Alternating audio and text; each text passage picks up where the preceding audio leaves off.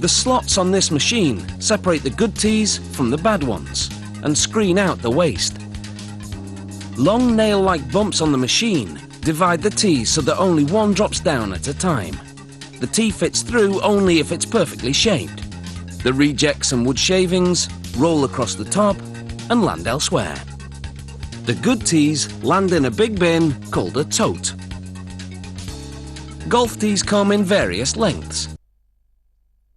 We see a neck brace out there at this stage, and Marshall's have got it there. It doesn't look like he can get out, to be quite honest with you. It looks like he's been pinned down by the tyres. Yeah.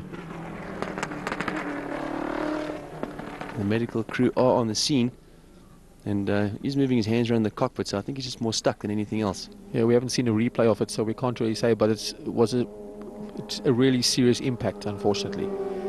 Because you say, look at how those tyres have moved up in that firewall there, that tyre wall. Yeah. I'm pretty confident at the end of the session, Giorgio Fontana was still fastest with Andy Zuber second.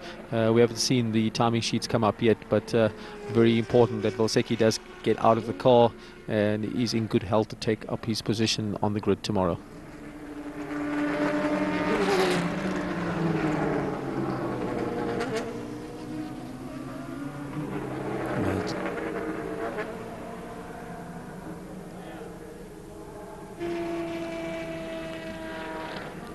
Taking pretty long for the FIA crew to arrive there, and some more medics have arrived now. I'm just wondering why nobody has got on top of those tyres to remove them, yeah, and get him out of that car, or even to try and pull the car back, you know, at the very least, so that they can work around the car in reasonable comfort.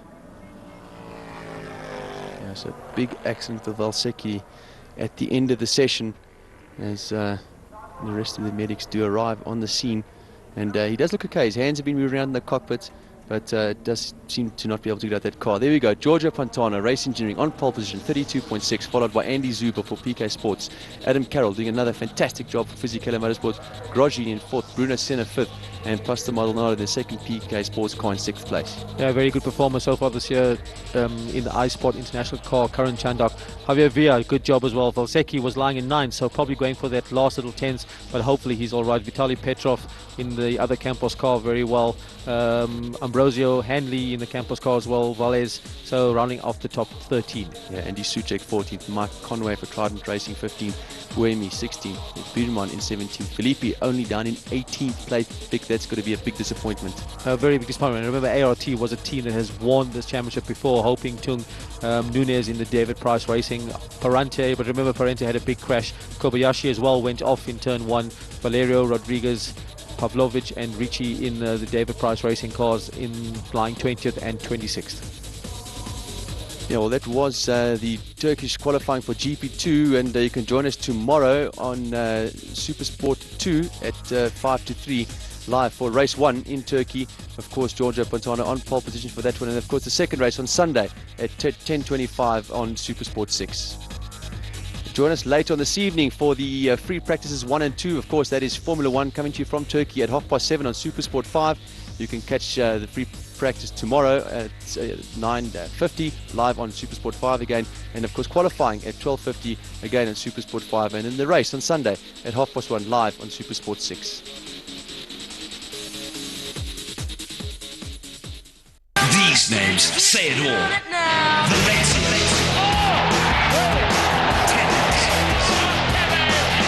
Wigan Athletic versus Manchester United.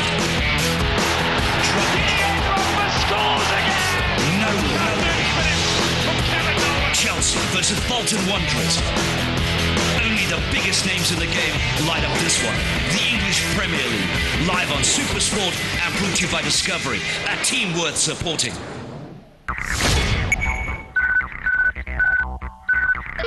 Select mode. Select right, yes, cross, under, close up, classic, Brands Hatch, and an island, Monster. Hang on to your hat. Away we go! And here comes Baylor! No! He takes his first! SPK, Monster, the ultimate game. Players, only on Supersport. Potential. Here the future stars are discovered.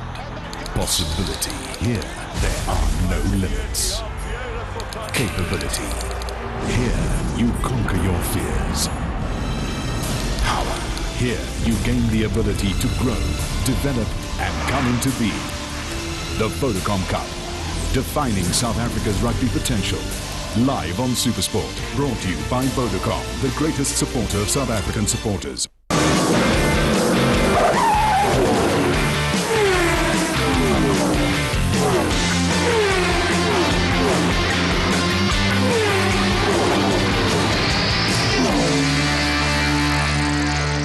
On Rapid Motion Africa today, sports cars, Porsches and Ferraris galore as the Pro Tour returns to Kyalami. Shelby Can-Am Racing is proudly brought to you by Execuline.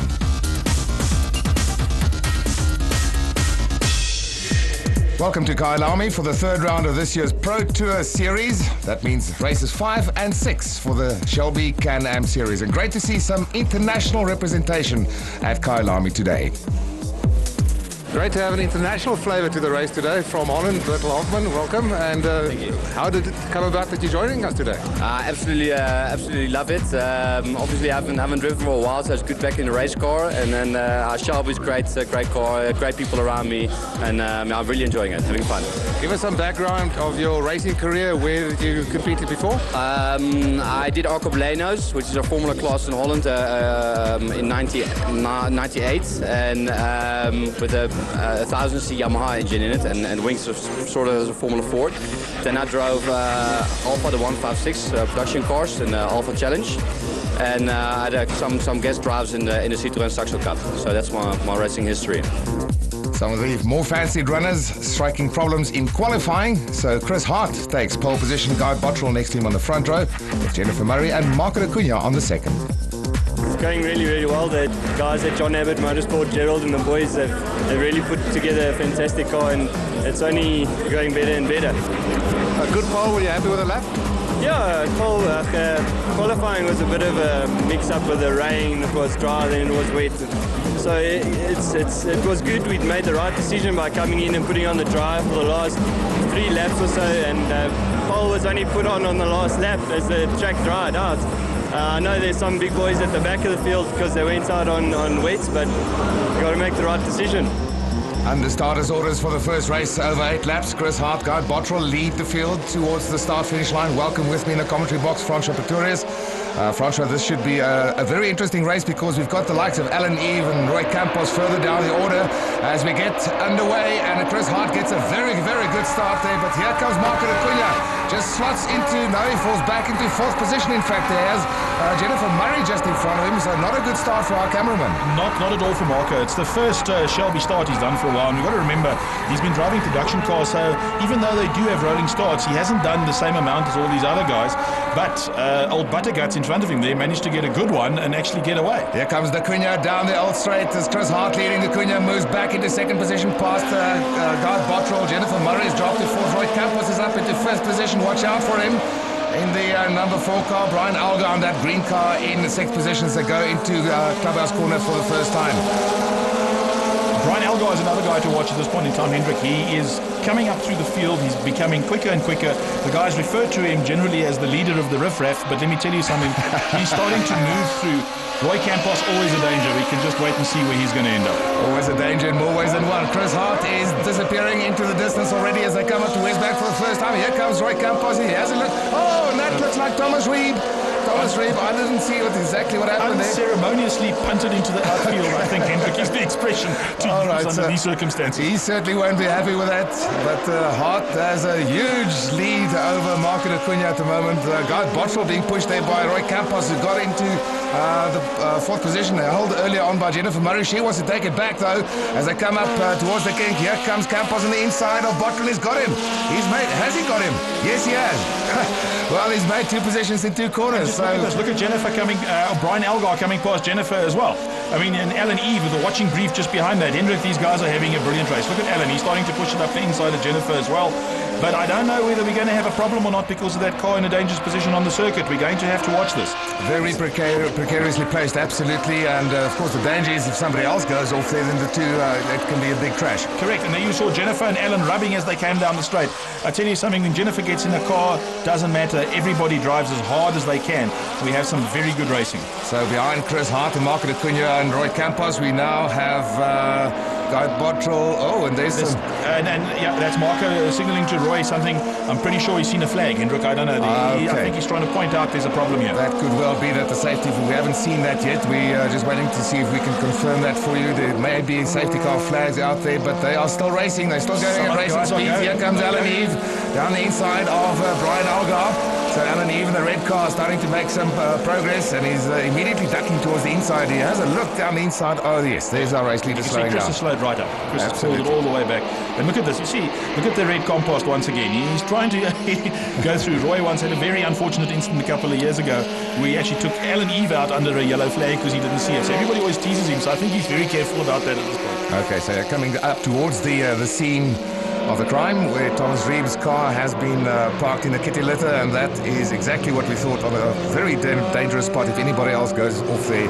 I thought I may just have spotted Brian Algar getting past Alan Eve there under the safety car. It did look like that, yes. Hendrik. We'll have to see if any sort of action is taken against him or what transpires. It seemed to be quite a difficult situation because it appeared there that Marco was signalling, so maybe he'd seen something and some of the other guys hadn't. So those kind of situations do sometimes lead to confusion. Well, while that scene is being recovered, let's just go through the order as they stand at the moment. That's Hart from the Cunha, Campos, Bottrell. Then I think Algar is in 5th. I don't know how long that's going to last. Then Eve, Murray in 7th, Sean Grieve in 8th, and Bryant van der Merwe is in 9th position. Let's have another look at that incident. No, I don't think it was punted at all. I think he just hit the brakes too hard, or maybe something broke, and that's the obvious result of the situation. I would agree with you, Hendrik. The first glance person thinks he's been punted, but not there. Okay, the restart. So the whole field is now bunched up, and all the hard work that Chris Hart has put in has gone for nothing. He's got to do it all over again. The green flag is out, and here they come. It is Hart from the Cunha, from Campos, then Algar, then Eve, followed by Murray. Grieve and Bottrell has dropped her back slightly. Here's the midfield battle. There's number 27. That's our international guest, Bertel Hoffman, in that silver car. He certainly has a lot to learn in this category. I'm sure he's not finding it that easy, but he seems to be improving, getting a little bit more comfortable as he spends more time on the track. Right, back to the action at the front, and once again, Chris Hart is starting to pull away, and the man under pressure now is Marco Acuna, because he knows that Roy Campos is going, and here comes Alan Eve. He wants to take that place back, but Brian Algar says no. No. As the leader of the Riff Raff, he says that's my position, so he's definitely keeping that one. But Roy is now really starting to put pressure on Marco, and we tell you, when the purple powder puff gets his head down, then he goes. So Marco is going to have to really just drive very cleverly. Hard on the brakes there. I think Roy Campos just misjudged the braking point there, and he's going to pay for that, because here comes Alan Eve. He's lost a lot of momentum, and Alan Eve is going to say thank you very much, Roy, my man. But look at Jennifer Murray and Brian Algar. Jennifer on her way back taking Brian again. Brian ducking to the inside here to get the line down the road, but Jennifer keeping her line. This is going to be interesting when they get to the bottom. Alan Eve still staying ahead of Roy. Roy watching it. Brian trying to go. Jennifer driving rather defensively. They're just keeping it, and look how close those two are. They're nearly touching. Absolutely. Sean Grieve also not being left out. I mean, this bunch is having an almighty... Roy Campos taking different lines into the chicane there. I've never seen that. But look at this. Now he's trying to use the white line rule here, and look at that. Now Alan there, I think, is in the wrong, because he turned in on it. He turned in on it, and Roy says, well, take that, and goes to the outside. I don't care if you're my teammate or not. Go farming. Okay, so that's the way you deal with it if it's your teammate. Right, as they cross the line, it's Chris Hart from Marco Acuna. Roy Campos comes through. Here's the battle for a third position. Oh! Alan Eve and Jennifer Murray getting very close to each other there. And behind them is Brian Algar, then it's Sean Grieve and Guy Bottrell. The top 8 now completely clear of the rest of the field. But some great racing that we're seeing here, Francois. This is excellent racing. Some of the best Shelby racing we've seen for a long time, Hendrik. The guys are really going for it. This little group of Alan Eve, Jennifer Murray, Brian Algar, Sean Grieve and Mr. Butterguts behind there are really having an absolutely wonderful ding-dong. And this actually proves itself that the series is growing and is very strong. But at the moment, Francois, nobody has any answers to Chris Hart. It seems, but further back, great battle as Sean Grieve has a bit of a look there on the inside of Brian Algar in clubhouse corner, but not quite close enough yet. But as you say, absolutely great battle going on, but all of it behind a runaway leader at this point. Correct. Chris was lucky. Well, not lucky. He put the car on pole. He could start. He got 2 good starts at the restart. He could get the hammer down. He was the guy that had to go first, and he could get the gap. And Grieve again, he's through this time. He's got it beautifully done, under braking at West Bank. Brian, try and nick up the inside again, try and see what's going on, but he's got the position. And Marco Acuna, I've got to say, what a nice comeback. I mean, he has experience of this category. He did race it in the past, but as you say, and here comes Roy Campos, and I think he just sold him a dummy there. No, it's like taking candy from a kid, one poro to another. Let me tell you, he just took it right there. So there he goes. But just look at Marco. I love these in-car shots. The guys driving and actually see how hard they're working. And look at him. What's his business about not driving a Shelby over the curbs? He just goes right and takes the shortest route. Midfield battle. This is for ninth. Oh, that's Colin Frost. Oh boy! It's nicked there by. I think it was it Trevor Frost? I think it was Trevor Frost. I think it was Craig Shorter. Oh, it could have been. Now when the car comes there, all these yellow cars. Correct. He got punted there by Brian van der Merwe, and I think then I think. One of them, Shorter just didn't. Yeah, that's Craig Shorter. There we go. Shorty, he is. Just had nowhere to go. Millipip Shorter, as he calls himself. Let's have another look at that as Colin Frost turns in.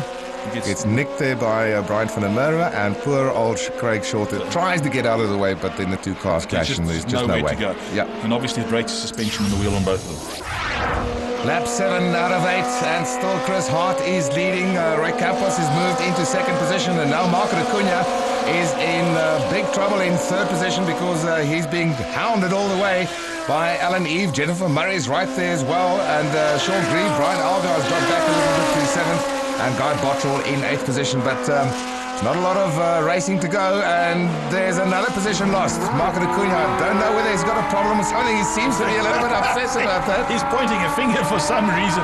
He seems to be quite, how can I say? Here comes Jennifer Murray. Here comes Jennifer, so she also takes that position away. So poor old Marco Acuna. But he's going for the inside here on the white line. We'll see whether he can get through there as well. Jennifer holds her line, but she gives him place. Look at this. That's nice. Just look at that. They're giving one another space. Brilliant driving by the 2 youngsters. By the 2 youngsters, I was going to say, I call him old Marco Acuna, but he's certainly not old. But he's lost 2 places in 2 corners there. Great driving by, as you said, Jennifer Murray and Marco Acuna there, giving each other enough space so that they do not spoil it for both of them. But Marco Acuna has now dropped to 5th position, and he's on his last lap, so he better hope that he's not going to lose more positions, because Brian Algar and Guy Bottrell are not too far behind. And he's trying hard. He's driving that car right over the tortoise shells. He's trying everything just to, get the car around the corner. He's hustling it around as quickly as he can and doing very well at it. Just look at how close they still are. I mean, this is the final lap of an 8-lap race, and normally one would expect the drivers to have settled for their positions towards the end of the race, but no, not in this case. Meanwhile, of course, must not forget that Chris Hart is well into the distance. He's going to completely dominate this race, so it's going to be a completely dominant victory with Roy Campos in a solid 2nd position if nothing goes wrong. But just look at this. Now you can see just what it takes to drive an Execuline Shelby Can-Am car fast as they go through the S's and up the hill towards Westbank for the final time. And that is a blind rise. There you can clearly see it's a blind rise as you get to the top. Then you've got to be perfectly positioned so that you can hit the brakes and do it down the middle. There's the change in the tar where the tar's been patched. You need to know how far from that you brake, and you just hit your brakes and you hope that there's not somebody on the outside that's in the wrong place. Exactly, because you cannot see, and that is exactly the reason for the safety car period earlier in the race. So we're getting to the final stages of this race now. Still this battle continued. Will Marco Acuna be able to hold on to that 5th position? He has had a pretty tough second half of the race. There's our race leader and soon to be our race winner as he goes through the final corner. And Chris Hart, what a dominant victory. Never put a wheel wrong that we could see. The checkered flag is out. There it is. And Chris Hart takes a well-deserved victory ahead of Roy Campos, who was not that far behind in the end. Well, he just managed his victory, and that is what it's all about. Chris Hart takes it from Roy Campos, Alan Eve, and Jennifer Murray. Marco Acuna holds on to his 5th place ahead of Sean Grieve and Brian Algar. I got a good start and go crazy on the 1st and 2nd lap. And then on the 2nd lap, the safety car came out. I think I had like 150 meter lead, and the safety car came, and I thought, come on, man. And then after safety car, got a good run again, and again another 2 laps I went hard, and then just tried to maintain it. It was like watching TV in my rearview mirrors with Marco and Roy going absolutely berserk behind me. So it was quite fun watching them and just maintaining the pace, just keeping cool, keeping my head on, and it was really good. Jennifer, well done. That was a good race from your point of view. Thank you. It was a very hard race for me. I didn't quite have the pace off the line. Quite a few people got past and I had to go back and... Did the safety car help you? I think the safety car did help me. It got me a lot closer to the group again so I could pick my way through again. Okay, and Marco being beaten by a girl? I mean, come on. Yeah, well, Jennifer drove a brilliant race. She got past me, I think, about 2 laps from the end. But it was great fun. I really enjoyed it. I was up to second. I had a great start. I'm still driving it a little bit like a production car, which isn't working out so well for me, but I had a good race and it was nice, good overtaking, so I enjoyed it. Shelby Can-Am Racing is proudly brought to you by Execuline.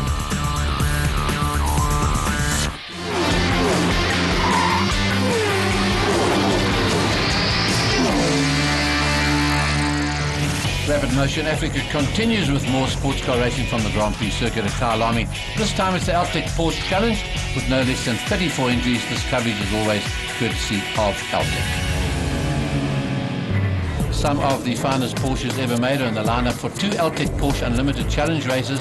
One race for the Porsche is a short sprint race where the competitors cannot afford to make any mistakes over 8 laps. It features Porsches, Ferraris, a Lotus and a TVR, and then a longer event when these cars take on the Execuline Shelby Can-Ams. But first, a handicap race over 7 laps for a field, huge field in fact, of the Porsche 924s, and the man who does the handicapping is Ken Rolfe. And Ken, quite a difficult job for you to do amongst these 21 cars. It was, Roger. I mean, at the end of the day, it's wonderful to have a field of this size, because what happens with the cars then is ultimately it makes them bunch up a lot quicker, as we can see as they come down the mine shaft here. Now, the other thing, of course, in Friday afternoon's practice, there was no times recorded, and you just took the times that you thought were going to make a good race. Pretty much. The guys go out, warm up in the morning, and then they nominate a time, and from there, obviously, we put the grid together and they go and hopefully finish races and have fun. Right, the black car came past us. There was Marius Wade. He starts to get through the field. There's Jackie van Bedard, Tyrone Hale is in there as well. And you can just see this whole pack. Here comes Peter Wharton-Hood taking the chance. Inside takes about 3 or 4 cars. The banker does. Inside of Mike Laupscher, who's a new entrant, and Mark Harvey gets the run through there on Peter. Yeah, he does. So it's all action in this racing, and you can't afford to loaf at all. Not at for all. A minute. No, just coming through the corner there was Dave Parrott, who's actually leading the championship right now as well. So it's been quite an interesting season to date. And the sort of revs that you take these cars to, Ken? Nothing over 6.5, 7, otherwise they go bang. I mean, they're reliable, ultra reliable, really. As they come down through here, here's number 88, is Jan Kobler. It's another name that we have down the inside of Harvey as they come through now. And here we start to sort out who's in front, and you start to have slipstreaming as you're pulling out now. It's Robert Scott coming towards us, goes diving down the inside of Melt Milan. Yes, and as you mentioned, Roger, I mean, there are some new names in the series in that. The guys actually have come on leaps and bounds into the series, so it's good to see. Melt, Maurice Prinsloo, Jimmy Evans are a few names to mention. Right, here comes the pack behind them now. They are in a hurry now. As the laps start to run out, Tyrone Hale comes through. No white line rule here, so it's free for all, basically. As you go into the corners, absolutely. 96 is Manny Ferreira. Yep. And there we've got this pack hard at it here as they're going around. Calvert, who finished second in the championship last year. Brahm right behind him. Right on his tail and looking for a way to get past. Brahm's come from the back of the field as he goes into the Goodyear corner. Straight into the wall, head on into the wall, and then he gets a side swap. That car's going to That's really big. Good sign that he's opened the door, which means he's probably shaken. But I would say shaken. That was a heavy, and we see a hand come out there too. So that's always good. Man, he must be feeling very sore. That's a big thump he got there. Let's have a look at it again. He's Bram van Niekerk's right on his tail. I'm not quite sure what happened here, Roger. It just looked like Bram chose not to the brakes came on. Yeah, I see the brakes came on there with Andrew Calvert and Bram van Niekerk. I think he was meaning to go into the corner absolutely flat, and that is a heavy shot. I don't think that car's got much chance of being fixed. And have a look. No. Bram van Niekerk's out of as well. Not so good. So, I mean, there he comes over to say, I'm sorry about that. Whatever happened there, they're saying he's okay. What were you actually doing? He says, you okay? Well, this is a red flag situation. Of course, unless cars can do the full distance in a 7-lap handicap, you can't get any true results. And that, unfortunately, were no results to this race. All that racing was in vain. Well, it's a pity that one, but next up is the 8-lapper for unlimited capacity Porsches. And coming back into racing is Marcus Minihold with a car that has a new look and which seems to be much wider than before. So Marcus, we see you've got new Go Fast colours. You've redone the whole motor car. Yes, Roger. We basically outgrew the development of the car last year as a narrow body. So we decided to now make it up as a wide body 74 RSR replica. And it looks good. Yeah, we've tried to try and keep it within the idea behind a 74. We've got sort of a main blend of the Gulf colours on the scheme on the car. Not the right colours, but the shape of the stripes and everything else. Lovely. And we're just getting there slowly. That's lovely. Nice to see that sort of tradition coming into it. And the difference, the wider body's made or the wider wheels? Well, we haven't quite gotten there yet. We only finished the car on Thursday night at 10 o'clock. So yesterday was setting up the car and everything else. I don't think we'll be on pace this race, but I think by the next race in Kyalami we'll be there. And nothing Francois is going to beat those full cars at the front with those big wings at the back. Nothing at all, hey Roger. I tell you, they are going to go once it is red for go. And there we go, lights off, and off we go. Toby, of course, just getting the jump. France in there, Heine giving him a bit of a go. Oscar de Oliveira in the Ferrari, you just see the whole crowd. Rolf Schlub, Barry Nell, Charles Pachard, everybody coming all the way through. And have a look, the white-nosed Ferrari's ahead of Thomas Reeve, and that's the worst thing can happen to Thomas Reeve. He's always fighting it out with a Ferrari in front of him, with that glorious sound. I think Thomas's car, Roger, is always quicker in a straight line, and the Ferrari handles better. So it's always this conflict. That's what makes the sort of racing so interesting, because you've got to find a way to carry that speed. If you're in this slower car, there Thomas has managed to stick it up the inside, but now seems it's to have more acceleration, Yeah, no, well, I mean, the two hair dryers in the back of his car does make it go a little bit quicker. And it goes quickly, that course. It's a 935. It's all 935 replica, but as you can see, it is also for sale. It does say buy me on it. Because he wants to concentrate on his Can-Am racing. Yes. Right, here we go again with Lindsay Robertson. He always seems to be in action. 924s he races. He races this GT3 Cup cars. They go around the S's. Now just listen to the power of that car as it pulls up. That's a steep hill. Asking his cyclists to go around Kyalami in the afternoon. Onto the blind rise there, and it's Reeve in front. And that's where, getting a bit shaky there. That's where he means to stay ahead of that Ferrari that he can hear screaming along behind him. That's if he's got ears, Roger, but you can't make a mistake with the noises for it. There's Oscar now running down the inside. So let's see what happens as they get into the braking area. Thomas is going to tuck in behind him, and I don't think he's going to be able to get past him. No, he isn't. He's taking a good line. And Oscar, of course, is taught driving around the circuit. Here comes Issa Kutsi. Lindsay Robertson just on his tail. Kutsi leads Class C. Robertson is in a C-Class car as well, in fact. That's correct. And the interesting thing here, Roger, is Isaac's car was a 993 Cup car, which is the 993 era, which is the last of the air-cooled Porsches. Lindsay's is the 996, which is the first of the water-cooled cars. So you sort of got the old and the new here, but Isaac's car, he's tweaked a little bit. It's not quite the standard that it used to be. Tweak it is, as you see it come out of that corner. It is flying out of there with its original colours on too. It's beautiful. The whole lot used to be like that over in Europe. They look really wonderful. There's Lindsay Robertson. Then we've got Tata Carella in the silver Ferrari, and here comes Theo de Toy being passed by Marcus Minihold. He's really on a roll now. He's got that car sorted out. Behind Dean Williams now as we look from Marcus Minihold's car. They come around those corners at a great speed, and now we see, so he's pumping his brakes a wee bit there just to... He's into the second part of the corner, Roger. You know, if you take turn 3 at Kyalami, the first part you'll come from 4th into 3rd gear, and between the first part and second part you shift down to 2nd and brake quite hard. So you could actually see that's what Dean was doing. Obviously we couldn't see the angle of the corner, you know, from the inboard camera. Right, and we have another Ferrari as we go on board with him now. Christo Lindeque, and ahead of him we've got... Charles Arangis in 944 Turbo Cup. Charles, a young karter that joined the Porsche Challenge Series, and he's driving very, very well. And is he going, as you say, knows his way around Kyalami very well indeed. Right, we're back. Dean Williams got Marcus Minihold in the tails, Theo de Toy in the yellow Porsche, easy to spot. Lindsay Robertson's in the pack as well. They're having a wonderful time.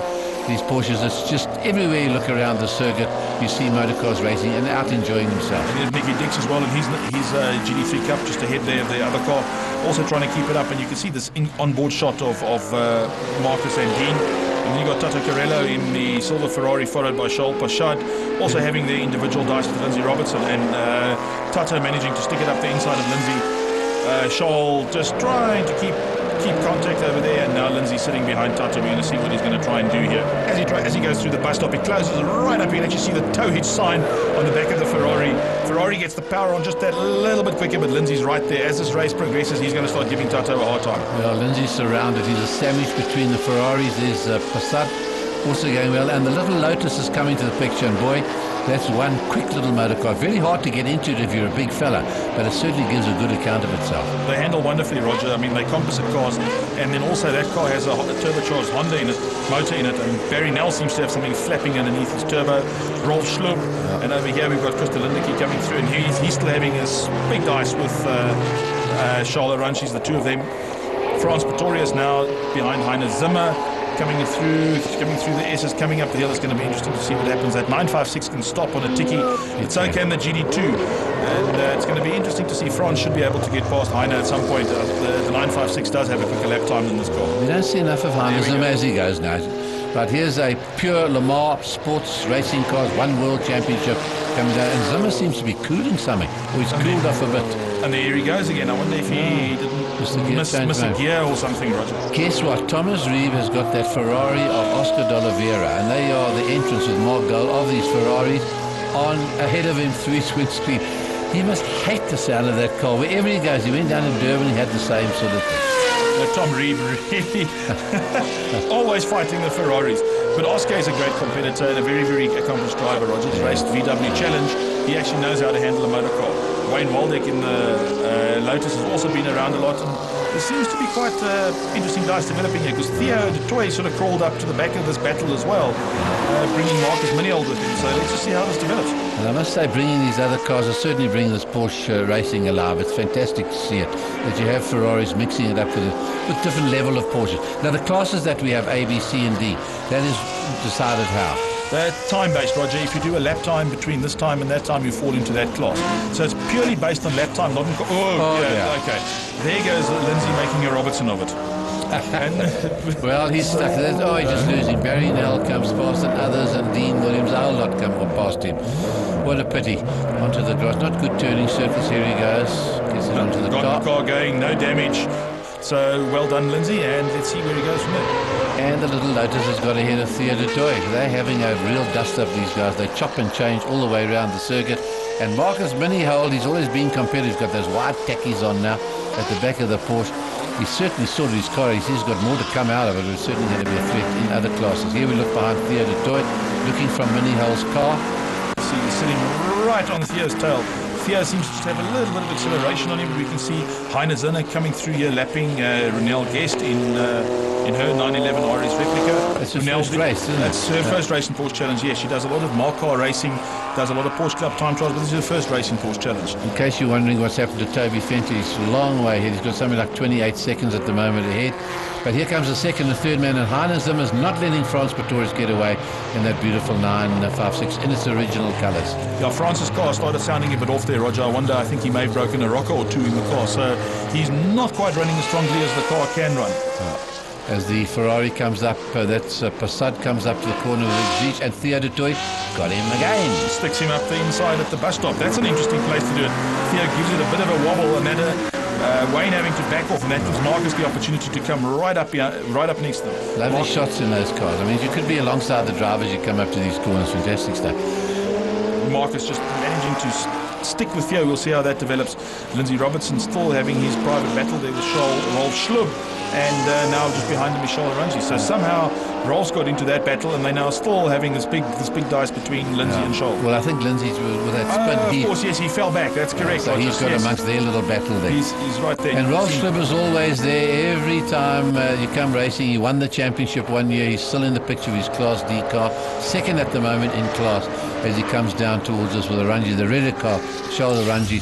As you say, these karters, they always race very, very close. They're always there, and they keep it. It's Toby, I think, they just lapped a slower car, and it's Anton van Renen cruising around with his newly rebodied car as he goes round West Bank Corner. And leading Class E, in fact, as you say, correct. Different classes. And just ahead of him, we have Peter Wharton-Hood in his GT3. Peter Wharton-Hood, graduating from the 924 series, starting to get to grips with his GT3, and Peter's just going to get quicker and quicker in that car as time goes by. And a big difference between a 924 and one of these GT cars, that's correct. 9/11s. Right, here we are, nice shot there. Original colours, France Pretorius. He really loves getting out and racing a car. But look on his tail. Heinz Zimmer is not letting him get away. He trailed him for a bit, did Pretorius, but Zimmer has hung on to him throughout this race and given half a chance he's going to come through. Correct. France also being very careful here not to run up the inside of these two cars. Maybe they don't see him. So he's also being very conservative in his overtaking manoeuvres. 1 lap to go. You can see the board out there. Toby's about halfway around the circuit already, so he's got about half a lap to go to the end of this one. He's got about a 33-second lead on that. I mean, that car is just unbeatable here. Right, and there comes Heinz Zimmer and the other mob. This is Peter Wharton-Hood coming up there with Anton van Renen leading Class E. Not too many competitors in Class E, in fact, but giving a good account of himself. And Oscar de Oliveira, guess he's on his tail. I suppose it's some funny Danish guy called Thomas Reed. Can't get past that. You know, it has the acceleration. Is the Ferrari got the acceleration or has got the handling through the corners? I think it's got both, actually. No, I think you just watch Thomas. He's going to duck out here now. And, you know, as those two head drives start spinning up, as I said earlier, then that engine just starts delivering power and it goes. It's, you know, very frustrating for somebody like Oscar, because now he's got to drive his pants off around the back end of the circuit to get past again. So it all happens again. It all starts for Oscar again. And he's the one who's really got this Ferrari racing revived. They look lovely, these 360 Ferraris. And there's Tata Carrella coming through. And then it's Chassat. He's going very well. Theo de Toy. Wayne Waldeck. Marcus Minihold still involved. No, Marcus giving it the little famous Minihold wobble over there. Brunel Guest and Dave Parrott coming through there. They had a ding-dong battle throughout that race, the 924 and the 911. That was an interesting battle to watch. Toby on his way, black lines, he comes out of the corner, gets it sideways. Henny de Beer's got the flag, the checkers come out. And Toby Fent has taken Class A and overall, of course. Oscar de Oliveira takes Class B. Issa Kutsi, Class C. Barry Nell at Class D. Anton van Renen, Class E. And Dave Parrott is 924, Class F. Oscar, that was a real dinkum dice, that one.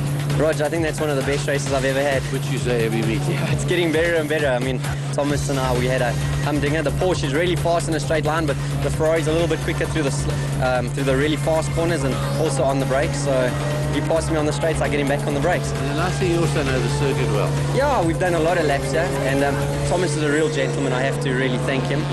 It's nice racing door to door with somebody, and you know, I was giving him as much space as I could. I think he was giving me as much space as he could, and we were sideways everywhere, and brilliant.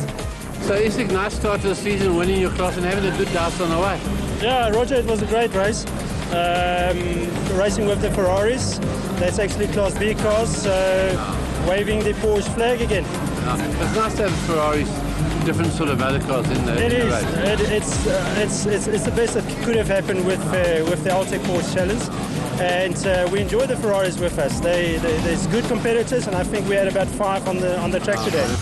Now comes a second chance for the 924 to try and get a full race in over 7 laps and get a result. And let's see how good your handicapping is this time. As a limit men get away.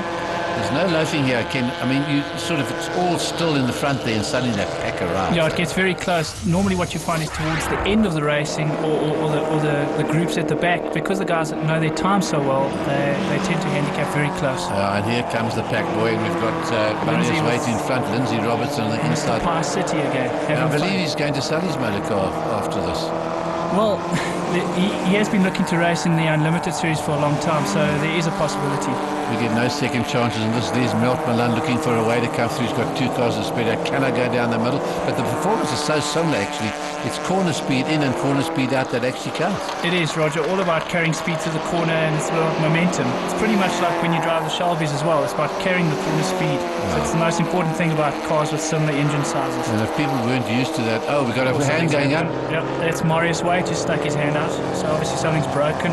So one banker has gone missing. Yep. About 41 is Dave Perry, who's always in action here. Then we've got Robert Scott just in that pack coming down. Mike Laufscher in the lead there, just ahead of Lindsay. Right, this is going to be a fight to the finish in this one. We've got a good race on the go here. Then we've got Melt Milan in that light blue car. Then you've got Peter Wharton-Hood, Dave Parrott, and then Robert Scott just chasing. Yeah, there he comes down the road, and it is really closing up now. This is not the end of it yet. Unfortunately, Bram van Niekerk is out. He trained in that first race. Yeah, with Andrew Culbert, who was the other member of the bank. So the banks are quiet today. Yeah, they are. For a change. For a change. Yeah. Anyway, the racing goes on. This is looking very good indeed. Mike Laufscher went off there. I don't know if something broke or... Jeez, the blokes are pushing these cars. Normally they're sort of gentleman drivers in this. And suddenly we're having a couple of pranks. We saw a bad one last year down at West Bank Corner. It was like a graveyard. Yes, but that was in the wet. This is a dry track, which is a lot better for these guys. Absolutely. New part of the track. Apparently the grass is quite quick on the outside these days as well. They've come down towards us. They are really flying down here. It's the quickest part for these cars, Roger. Oh, he's lost it. Malcolm Lunnis lost it right in front of the pack there. Somebody else was taken out in the meantime. There he is. Jimmy Evans. Yeah, he clobbered him on the way through. Jimmy Evans clobbered him as he was losing. It's a hang of a place to lose it there. That's basically the fastest part of the circuit. Yeah, corner 2, not the place where you want to actually lose. Not at all. Not sure what happened there. Well, I think the yellow flag, I can't believe this, Ken. We've never had this ever in our history, that both races basically are going to be red flag with no results. That's correct, Roger. So basically what's going to happen is we'll carry the points forward to 2 race meetings during the rest of the season, so nobody loses out. And that probably is the fairest way to handle that particular one. You are watching sports car racing with Porsches, Ferraris and a Lotus and other sports cars, brought to you by Altec. These names say it all. The legs.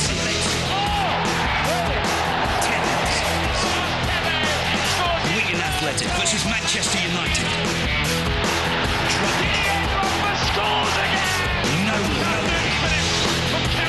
Chelsea versus Bolton Wanderers.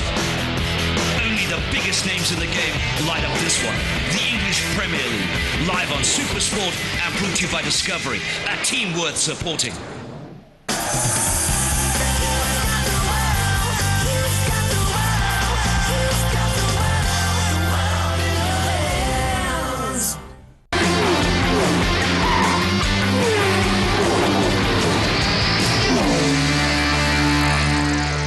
Now comes a 12 lap of Kyalami, just full of sports cars, 41 of them in fact. There's 18 Porsches, 18 Can-Ams, 4 Ferraris and a Lotus Exige. A huge entry, Hendrik. Beautiful sight, Roger, as Toby Fenton in his 911 GT2R leads the field. Next to him, Heiner Zimmer in his 911 GT2, then France Pretorius in that beautiful Porsche 956, a Le Mans winner. And then the Shelby Can-Ams with Marco Acuna in pole position, and we are underway. And a good start there, not for Bowman Marco Acuna, as he loses one position after another. It looks like Alan Eve has got the jump on him there into the first few corners. Chris Hart also had an excellent start. I mean, he just got through. You saw him swinging around, but Marco's taking it back. Oops, okay, that's going to lose him some positions. Getting it a bit out of line, managing to get it back together. Right, let's see what goes from here. So it's Fenta, Pretorius and Zimmer, and then the Shelby Can-Ams. And it's Algar, a very good start, number 6. Algar, 5 is Alan Eve, following up just behind him. And from 11th spot on the grid, number 4, Rui Campos has come through in 5th spot. And those slats over the front mudguards there, Francois, for what?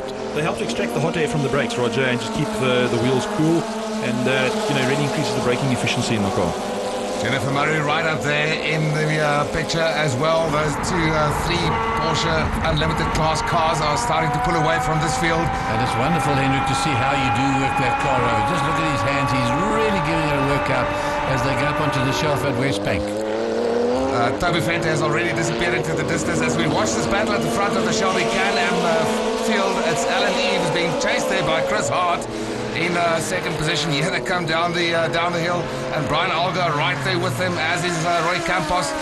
Marco Acuna is starting to drop back a little bit into the clutches of Jennifer Murray, but I'm not sure that you can describe her hands as clutches. Yes, I think as a matter of fact, there may be some fiancé of hers to be quite upset if she's getting into the clutches, or her clutches are getting on Marco. But all right, so what's happening in the midfield here? There's that little Lotus Exige that we've been talking about.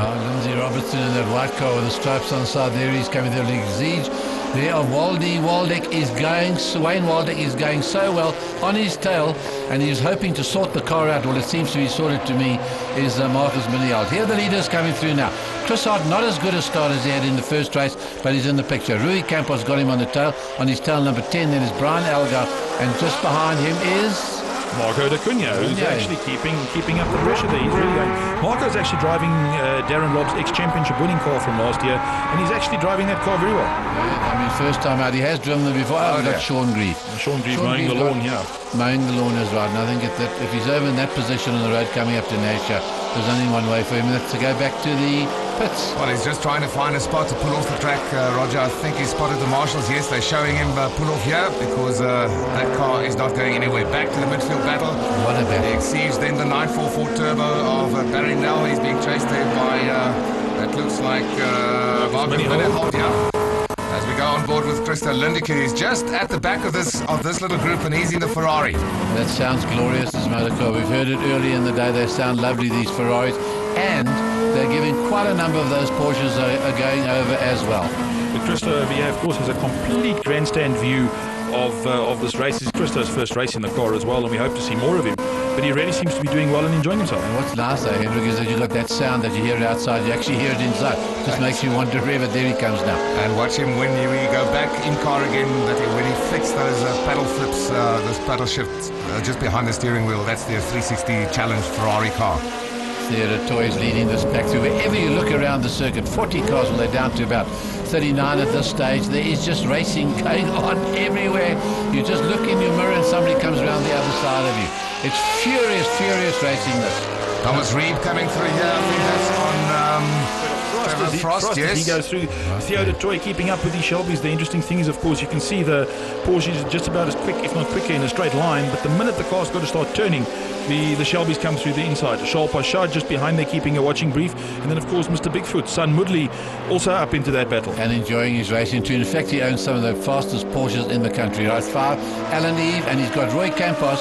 They lying at the moment in 4th and 5th overall, but in fact the race within a race, this is 1st and 2nd in the executive line, Can-Am, Shelby Can-Am race. And Roy Campos is keeping the pressure on him all the way. Absolutely, I think Alan Eve knows that Campos can come from anywhere, dive him at any point, and he's keeping an eye on his rearview mirrors. These two, of course, are very, very experienced, especially Alan Eve. I mean, he's been around for as long as I can remember in various different categories.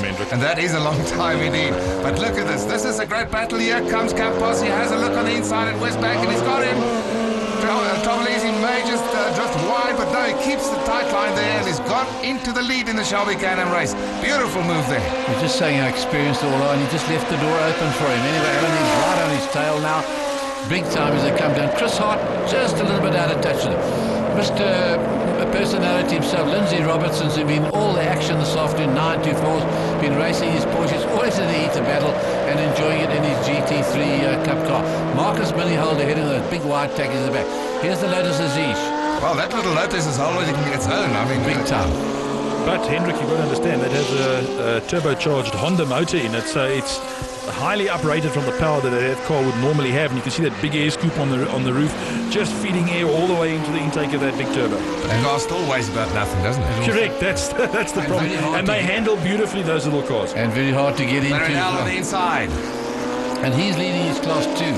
Class D has gone to Barry Nell in the 944 Turbo. We used to have a series out here as they get onto the brakes for the kink. This is where Kyalami stops flowing. You go over this curb, hit the next curb. Now you floor it. And have a look at this. Lindsay Robertson's going down the inside. Those braking, those dotted lines are the no passing lines. He uses that to go on the inside, the exige. And is he able to do it? Who's got the acceleration? They're dragging away towards the line. There's a Ferrari on the Telican here, screaming behind them. Back on board with Marco Acuna again, and he's now behind, he's still behind Brian Elgar, and he's not for long as he loses it in Westbank. His weekend is just getting going from bad to worse. This cannot be comfortable at all to be parked in the middle of the track and see the other cars coming up towards him. And with a turning circle of the Shelby to try and turn around to get back on the track, you lose an inordinate amount of time. That V6 motor also sounds nice. Dave Beattie went past him as well. He's been having a good afternoon in his car. Still sounds lively, just got to clean those tires. You can see all the stones stuck to the tires. Right, the new leader in Can-Am, this is Roy Campos, then it's Alan Eve, and just behind us Chris Hart got a little bit closer. Those three are just summing each other. The car ahead, that Porsche ahead, has got, looks like ribbons on the tail of it. That's just to tell him that he's a newcomer, so to give him lots of room as you go around the circuit. Well, this is the interesting part of the race. Now, when they come up to the back markers, that's exactly what I was trying to say.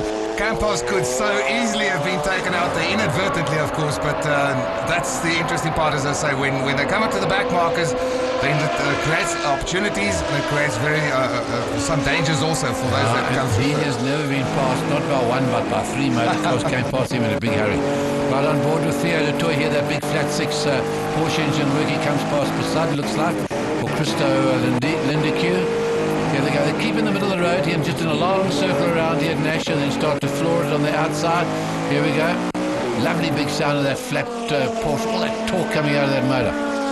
There's Theodore Toyno's behind Isa Kutsi. He's leading Class C. There is Oscar de Oliveira's now got Passat right on his tail as they go around here, these Ferraris.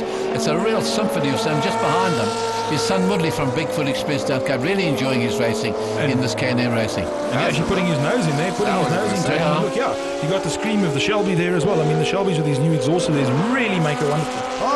Brian Fanamara just seemed to get it wrong on the braking, or maybe something broke on that car, but he is absolutely furious. That's his race over. Oh, that's a pity. He was handle damage as well, Hendrik. It's a pity. Yeah. You can see the good safety. We've got the bound tires all strapped together with that belting in front of them. So it does work. But this other battle continues. We're on board now with Theodore Toy. Ahead of him, we've got Tata Carella. He goes well. It's about his third or fourth drive. Went very, very well in Durban. And he's going very well. And this big Porsche really pulls him up here. Isaac Kutsi in the front of them. Then it is the Carella car. Then it is Theodore Toy. Here's Son Woodley. Son Woodley has actually gone past, hasn't he? Yeah, past Passat. So there's a battle going on with those two there now as they absolutely fly into view. Right, this is our race leaders in the K&M category actually coming up to the midfield runners in the amongst the Porsches and the other sports cars. Still, it is Campos from From Hart. And of course, what you're trying to do, Francois, as a racer, especially when you're leading a tightly a closed bunch like this, you're trying to place the slower cars between you and your opposition. Correct. You try and use the cars you're lapping, you know, to your advantage. But sometimes it doesn't work. Hendrik, if you're the first person upon the guys and they don't see you, you can end up losing, quite a bit of time, and the guy behind you can actually catch up to you. Right, in the background we saw Toby Fenter appearing. He's of course still our overall leader, but this midfield battle is still going. They're going at it hammer and tongs. Lindsay Robertson has an afternoon of action. He really does. He takes on Lotuses and other Porsches and Ferraris. The whole He's really enjoying himself. When he's not playing golf, he then brings out the GT3 to have some fun. Let's see if he uses these passing lines. This dotted line means you can't move across those dotted lines. Does he use the Everybody's trying to use them at the moment, I think. Here's the leader, Toby Fenton, now starting to get into the traffic. Not too many laps to go. You can see on the board at the start-finish, 4 laps to go. As he starts tearing down the road, here's Lindsay Robertson, Marcus Minihill. They've been having a race all afternoon, having a great time. Christo Lindeke actually still has the best seat in the house. He can watch all of this and see it happen, and thanks to him for carrying the camera and show us all the Porsches racing one another like this. You see Toby just ahead of them. He's passed half the field. Now he comes out of the corner. Now just look at the power. There's about 600, 700 horsepower. They talk about in the car. He takes 3 cars in one swipe. Unbelievable. Here comes France Pretorius also, and this situation has allowed France to close up a little bit. And he's catching. I'm not sure that he's going to be able to challenge Toby at the front of the field, but he's certainly closed up. It's a real Le Mans Porsche. You can just see the power. Here it is. Alan Eve now got Chris Hart going for him. Alan has got... Alan just goes wide there. He's got a bit of a wobbly. I wonder if he's got a flat tyre or something, Roger. I don't know. And there's a shot of John Grieve, who this time didn't drive his loud pink car because the car wasn't ready. So he took his GT3 and decided to come and play with everybody, and he's just about to be lapped by Roy Campos, who's the leader of the Shelby. Pink car wheels on. No, he didn't put the pink car wheels on. They're different sizes. He definitely is a colourful character, is John Grieve. Roy Campos will be pretty happy if he noticed Alan Eames' problem in the back there, because he knows now that he's probably got this one sewn up as he comes down the inside of one of the Porsches into the final corner. A little bit further back is Chris Hart, but I don't think Hart is in that position either to be able to challenge for the win in the Can-Am category. Roy Campos came up there on Rolf Schlup. He is second in his class D. Here we are, Guy Bottle. Now he's starting to be a threat.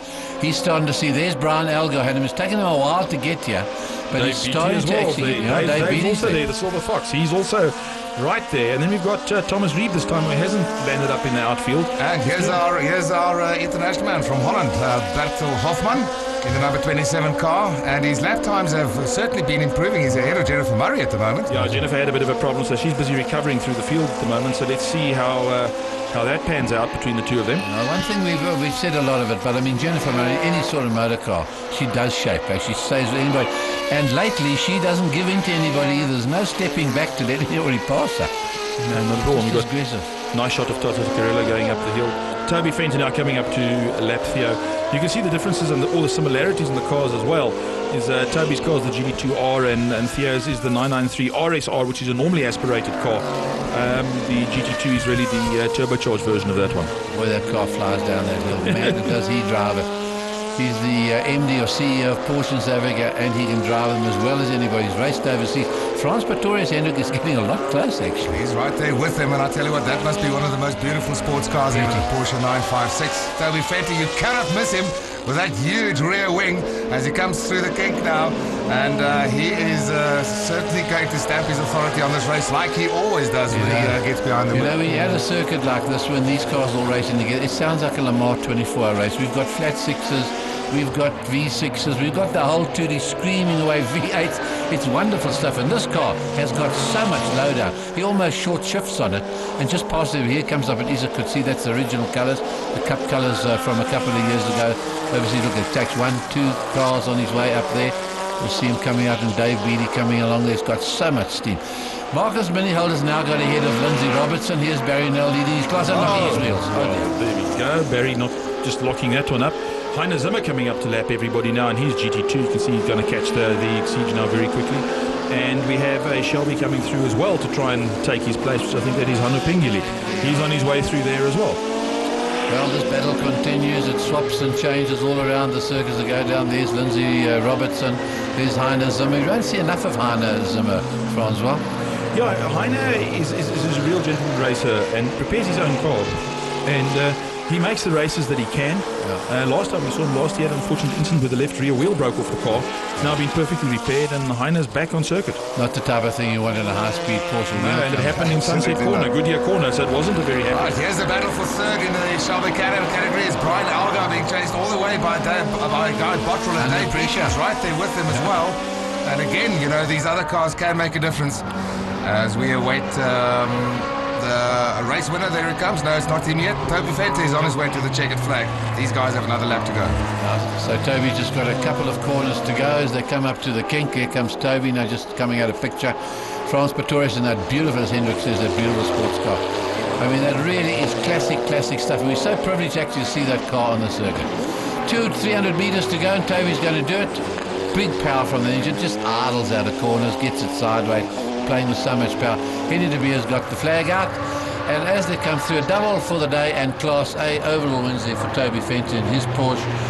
Frans Pretorius across the line in second position. It should be Heiner Zimmer in third place. In the chicane. That looks like Hanno Pingili. Just lost it under braking there. Man of the race nearly over. The moment may have been just a little bit too big for him there, Roger. He was having his own dice. Roy Campos takes the victory in the Shelby category ahead of Chris Hart. Well done. And as you see there, Toby Fenton takes us overall ahead of Frans Pretorius. In Class B, it was Oscar de Oliveira. C went to Issa Kutsi. All got doubles. Barry Nell, Class D, and then Anton van Rijn in Class E. And have a look down there, 19th and 20th position out of 40 cars, not bad at all. Marcus Minihold beat Lindsay Robertson to live, but they had an afternoon of action. I was battling a bit going through Sunset. My car was jumping out of fourth. That's handy. Yeah, no, it gets a bit hairy, and then to try and get it back into gear, you're sort of leaning right over to the left, and to try and hook fourth, it was a bit difficult, so I kept on getting second. You're losing a lot of time like that, so I was just trying to keep it on the black stuff, trying not to make a mistake, and they were just hunting me down. Guy eventually, through the traffic, he was just getting closer and closer, but I was watching the lap boards, and I was saying, just don't make a mistake, and you'll be all right, and as it turns out, I managed to hang in there. Because you were certainly trying to get past him there, Guy. I was trying hard the whole race. I had a bad start. The pace of the start seemed to have changed. I got going and eventually got through all the traffic and had a bit of clean air, and eventually started closing him in. It was a very, very difficult race for me. Car's a bit down on power. The guys are much quicker than me in a straight line. I have to carry the corner speed through, and then when we're in the traffic holds me up in the corners, and I can't carry the corner speed, so I lose even more down the straight. So it was quite a frustrating weekend. Well, not frustrating at all for Chris Hart, who goes to the top of the standings now. Well clear of that battle for second place between Roy Campos, Brian Algar and Alan Eve, who drops to join third. You had a great battle, Lindsay? Roger, that's why we come racing. Yeah. I mean, that was top of the pops. It was a chop and change every corner. I think it was 4 times a lap. Yeah. That was just wonderful, thoroughly enjoyable. You came out of your new car, you suddenly got it right, and it's flying. Yeah, we're doing very well. We're still a little bit off of last year's pace, but it was quite hot this afternoon. I think that also played a little bit. And when you get faster. And in a scrap like that, I think both of us lost back tyres, and it was just... Where could you find you could make on Lindsay? Possibly at the bottom of the bowl. a little bit under braking, and maybe a bit through sunset. But in a straight line, you can't match a GT3 Cup. And as you say, this does make the racing. And the other, having the Can-Ams, did you like racing with them? Roger, to be honest, we didn't see too much of the Can-Ams. No one came near us. So they're in a race of their own and we're in a race. And this championship has been going from way back in '99. It's the first time Toby Fenter is in with a chance of winning. He's got 50 points, just 2 ahead of Barry Nell. Nice mixture of classes throughout. Don't miss the next round of the Pro Tour at Kyalami, Cape Town on the 10th of May, where there will be much more of the same. And next week, lots of regional motor racing from Lichtenberg, where the action is close and it's exciting.